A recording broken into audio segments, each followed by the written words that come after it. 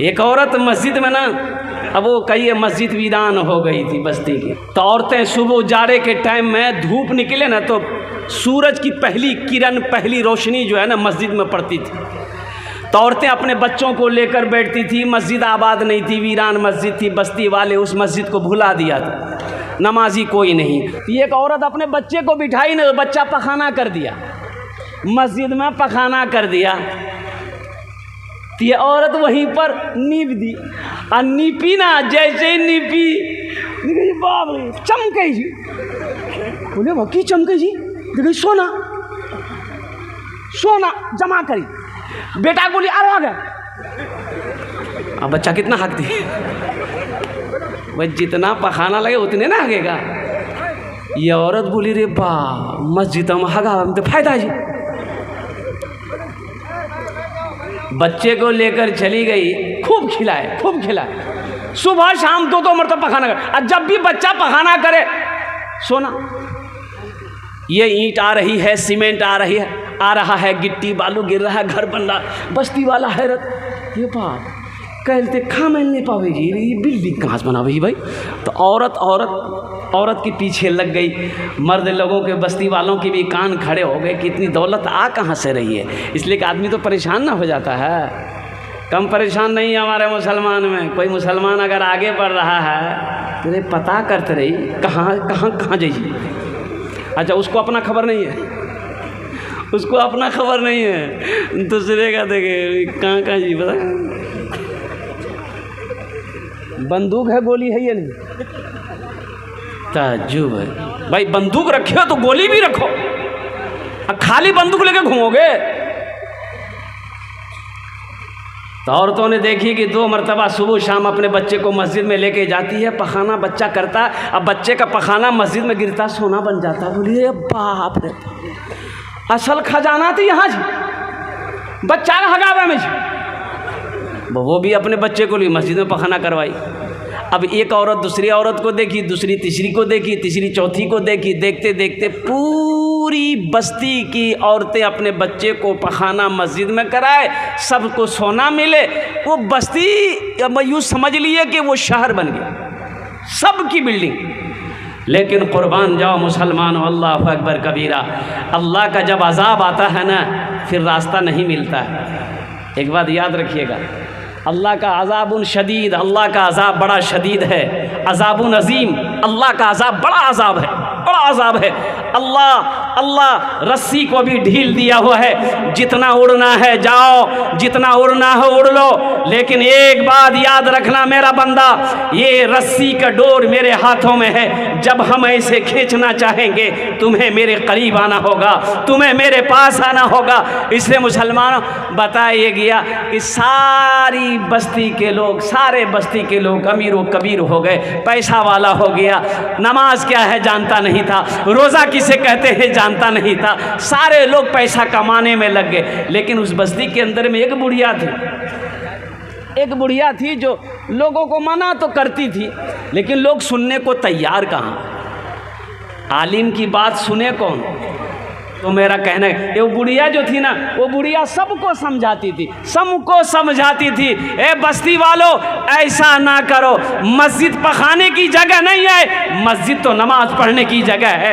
अज़ाब इलाही करीब है, अल्लाह का अज़ाब आ पकड़ेगा। लेकिन कोई मानने को तैयार नहीं, सब दौलत के पीछे भागा जा रहा है, सब पैसे के पीछे भागा जा रहा है। और एक वक्त वो भी आया, ये बुढ़िया उस बस्ती से निकल गई कि ना बाबा ना, हम इस बस्ती में अब नहीं रहेंगे। अच्छा, बुढ़िया का उस बस्ती से निकलना था, अल्लाह ने जानते उस बस्ती वालों के साथ में क्या किया। अल्लाह ने उस बस्ती को ऐसे पलटा कि पता ही नहीं चला था कि कभी यहाँ पर बस्ती थी। मौलाना की बात सुने कौन? मौलाना मुजाहिदुल इस्लाम साहब की गुफ्तगू को सुने कौन? इसकी बातों पर अमल कौन करे? इसलिए कि तो मौलाना तो बेवकूफ़ है। कहाँ पढ़ी जा मदरसा मौलवी बनवे, चंदा कर वे खेवे। मौलवी तो बेवकूफ़ है। और कुर्बान जाइए, आपको पता है नहीं है कि मौलवी के बगैर आपकी गाड़ी चल भी नहीं सकती। चला लीजिएगा गाड़ी, अरे चला लीजिएगा। आप 1000 बीघा के 5000 बीघा ज़मीन के मालिक हैं, करोड़पति हो, उद्योगपति हो, प्राइम मिनिस्टर क्यों ना हो जाओ आप, कुर्बान जाओ। बग़ैर मौलवी का, बग़ैर आलिम का, बग़ैर हाफिज़ का, बग़ैर कारी का ज़िंदगी गुजारना मुश्किल है। मौत से लेकर, पैदाइश से लेकर मौत की सुबह तक जन्नत में चले जाइएगा ना, वहाँ भी आलिम की ज़रूरत पड़ेगी। वहाँ भी मौलाना मुजाहिदुल इस्लाम साहब, मौलाना राहिल साहब, मुफ्ती सादुल नजीब साहब और दीगर हमारे उलमा हैं। जन्नत में मुसलमानों चले जाओगे, वहाँ भी आलिम की ज़रूरत पड़ेगी। कैसे? अल्लाह पूछेगा मेरा बंदा जन्नत में आ गया, हुजूर की हदीस है, कहा कि अल्लाह आ गया, नेमतें मिल गई, या अल्लाह सारी नेमतें मिल गई, वाह तेरा करम है। अल्लाह पूछेगा अभी एक नेमत बाकी है। अब बंदा घबराएगा, अल्लाह कौन सी नेमत बाकी है? सारी नेमतें मिल गई, ये दूध की नहरें, ये शहद की नहरें, जन्नत के बागों बहार, अब कौन सी नेमतें बाकी है? तो मेरा अल्लाह कहेगा जो मौलवी साहब से पूछे ले, जाओ अपने मौलवी साहब से पूछो, मौलाना साहब से पूछो, मुफ्ती साहब से पूछो। तो वहाँ कहती है भैया मौलवी साहब कहाँ जी हो? जन्नत में ढूंढते फिरोगे आलिमों को, इसलिए आलिमों की कदर करो, आलिमों की इज़्ज़त करो, अपने इमामों की इज़्ज़त करो मुसलमानों। अल्लाह अकबर कबीरा। ये वो ज़ात है कि जिसके चेहरे को भी देखोगे अल्लाह आपको नेकियां अता फरमाएगा, अल्लाह आपको सवाब अता फरमाएगा। इसलिए उलमा की कदर कीजिए, इनकी बातों पर अमल करने की कोशिश कीजिए। एक नौजवान ने कहा कि हज़रत मुफ्ती साहब थे सीधे साधे, देखिए जो आलिम है, जो हमारे उलमा हैं सीधे साधे हैं, अल्हम्दुलिल्लाह अल्लाह वाले हैं। एक नौजवान ने कहा कि मौलवी साहब रुको, बोला हाँ बोले बाबू की, बोला एक सवाल का जवाब दादा, बोला हाँ दे देंगे, बोला सोची ला अगर जवाब गलत निकल हो तो 500 टका फाइन लगी। मौलवी साहब बोले रे बाप, ये कौन सवाल करेगा, तुम 500 रुपया फाइन ले लेगा हमसे, हम जवाब नहीं दे पाएंगे, तुम दे देना। बोले नहीं, अगर हम भी देंगे, अगर हम भी सही जवाब नहीं दे पाए तो हम 50 टका देंगे। बोले का है हमसे 500 लेगा, तुम 50 टका देगा? तो नौजवान बोला कि हज़रत आप आलिम हैं, हम जाहिल हैं। बोला अच्छा ठीक है, बोलो क्या सवाल है? तो नौजवान बोला कि हज़रत ये बताइए, आसमान में उड़ते हुए कौन ऐसी चिड़िया है जो अपने पैर को सर पे रख ले? तो हज़रत बहुत देर तक सोचते रहे, पसीना निकल गया। 1 घंटा हो गया, समझ नहीं आया। हज़रत सोचने लगे कि जितनी भी चिड़िया उड़ती है आसमान में, सबका पैर नीचे रहता है, बैलेंस बना के उड़ती है, ये कौन चिड़िया है कि पैर को सर में रख ली? तो परेशान हो गए, बोले बाबू हमारा पता नहीं। बोला निकाला 500 टका। तो हज़रत 500 टका उसको दे दिए। तो हज़रत बोले बेटा तहें बता दे। तो वो 500 टका में से 50 टका हज़रत तक दाद लिखी। बोला हमरो नहीं मालूम जब वो कौन चिड़िया है। हाँ, हमारे उलमा बेवकूफ़ नहीं हैं, सीधे साधे हैं, अल्लाह वाले हैं। उनकी मोहब्बत हासिल करो, उनकी खिदमत करो, उनकी दुआएं लो। तो अल्लाह ने उस बस्ती को पलट दिया। इसलिए अजान देने वाला कोई नहीं। अब भी हैं बहुत सारी मस्जिदें हमारी हैं, अब भी है। मस्जिद का कोई एहतराम नहीं, मस्जिद का कोई अदब नहीं।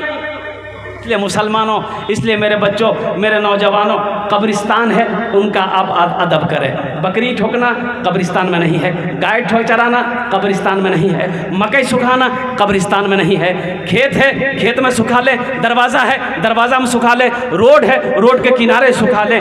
अल्हम्दुलिल्लाह सुम्मा अल्हम्दुलिल्लाह। इसलिए कि हमें मरने के बाद भी हमें उसी कब्रिस्तान में जाना है। इंशाअल्लाह अमल करेंगे मेरे भाई, इंशाअल्लाह। कितने लोग करेंगे अमल? हाथ उठाएं इंशाअल्लाह। अल्हम्दुलिल्लाह अल्हम्दुलिल्लाह। या अल्लाह इन हाथों को उठवाना मेरा काम था। या अल्लाह हम इंसान हैं, हम गुनाहों का पुतला हैं। या अल्लाह ना जाने अनजाने में हम लोगों से गलती हुई है, हम लोगों से भूल हुई है, कब्रिस्तान की मस्जिदों की बेअदबी हुई है। या अल्लाह तेरी बारगाह में हम सब तौबा करते हैं। या अल्लाह हम सब की तौबा को तो अपनी बारगाह में कबूल फरमा ले। आमीन बोला अल्हम्दुलिल्लाह। बहुत तेज़ी के साथ कुछ पैगाम था मैं पहुँचाना चाह रहा था।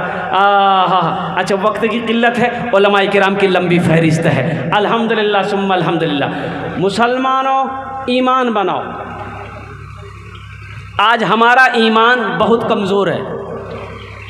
मैंने पहले कहा था कि बंदूक है और गोली नहीं, मुसलमान हैं, ईमान। अरे बोलो भाई, बताया कि जब कोई मुसलमान शराब पीता है उसके अंदर से ईमान निकल जाता है। तो जब ईमान निकल गया तो वो क्या रहा? अरे बोलो नहीं हो, अरे काफिर रहा ना। ईमान निकल गया तो काफिर है ना हुआ।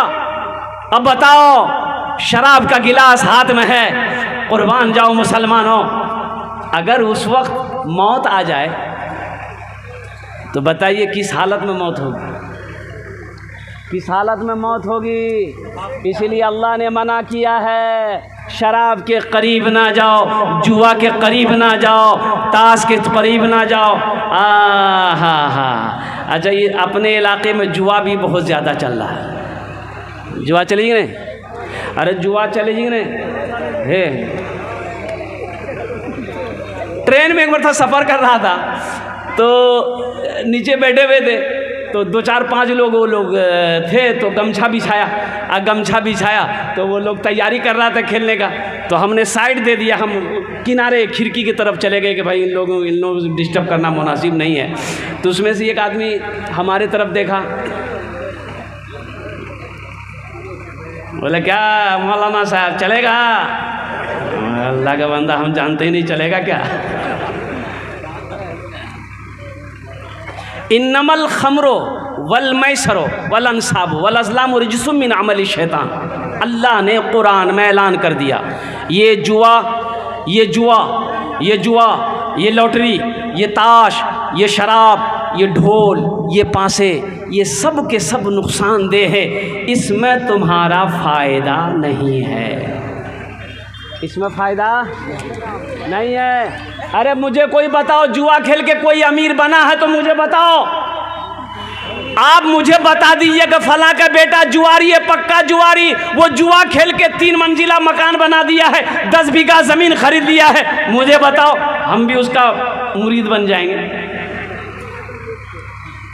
कोई शराब पीकर शोहरत पाया हो, इज्जत पाया हो, कोई ढोल बजाकर शोहरत पाया हो, इज्जत पाया हो, मुसलमानों मुझे बता दो।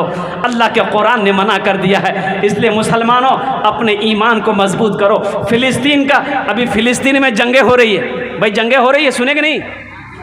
अरे फेसबुक वीडियो में वायरल है, सुन रहे कि नहीं? सुन रहे, न्यूज़ सुन रहे कि नहीं सुन रहे? और कुर्बान जाओ, सुन रहे हैं। फ़िलिस्तीन और वहाँ के मुसलमानों का ईमान देखना है तो वहाँ के मुसलमानों का ईमान देखो।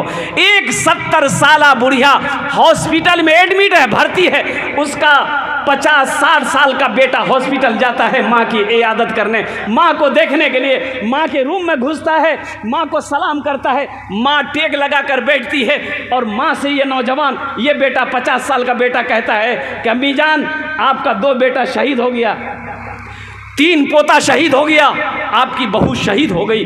वो बुढ़िया 70 साल की बुढ़िया कहती है अल्हम्दुलिल्लाह, बेटा मुझे उठाओ, वज़ू बनाओ। वो बुढ़िया वज़ू बनाती है, 2 रकात शुक्राने की नमाज पढ़ती है कि या अल्लाह इस शहादत को तू अपनी बारगाह में कबूल फरमा ले।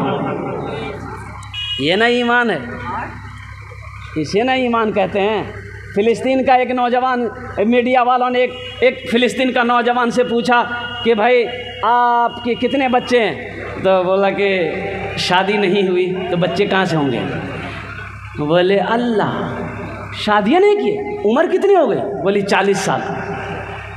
तो मीडिया वालों ने कहा, मीडिया वाले पूछा कि 40 साल उम्र हो गई, आखिर आपने शादी क्यों नहीं किया?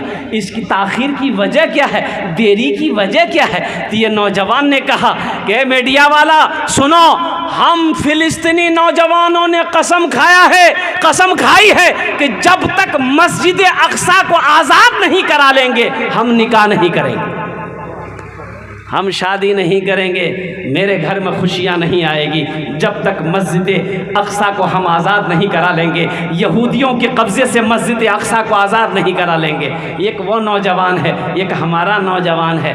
मोबाइल में हमारा नौजवान का फ़ोटो, लड़की का फ़ोटो लेकर घूमता है। अब मैं से बोलेगा मियाँ एक रेज भी आ करूँ, बाबाक बोली थी एक रेज खुद किसी भी आ करूँ। माँ से कहता इसी से शादी करेंगे, नहीं करेवे नहीं बस। समझ गए ना? अरे समझ गए ना? हम कहते हैं हमारी कौम का नौजवान सुधर जाए तो पूरी कौम सुधर जाए। हमारी कौम का हर नौजवान सुधर जाए तो पूरी कौम सुधर जाए। आज हर गुनाहों के कामों में मेरा नौजवान आगे है, चाहे वो शराब पीने के मामले में हो, नशाबाजी के मामले में हो, चाहे जुआ के मामले में हो, चाहे वो कोई भी मामला हो, मेरा नौजवान आगे है। इसलिए मेरे नौजवानों, मेरे बच्चों, गुनाहों से तौबा करो, अल्लाह से लौ लगाओ, अल्लाह से मोहब्बत करो, इसलिए कि मौत करीब है। अल्लाह एक दिन कटघरे में खड़ा करेगा, फिर मेरा अल्लाह पूछेगा मेरा बंदा दुनिया से आया है, मेरे लिए क्या लाया है। अच्छा, फ़िलिस्तीनी नौजवानों का कुछ पैगाम है, अगर आपकी इजाज़त हो तो मैं सुना दूं। अरे बोलो भाई, सुना दूं? यही ईमान मेरा है, बोलो बोलो मुसलमानों, यही ईमान मेरा है, बोलो बोलो मुसलमानों, बोलो बोलो यही ईमान मेरा है, बोलो बोलो मुसलमानों।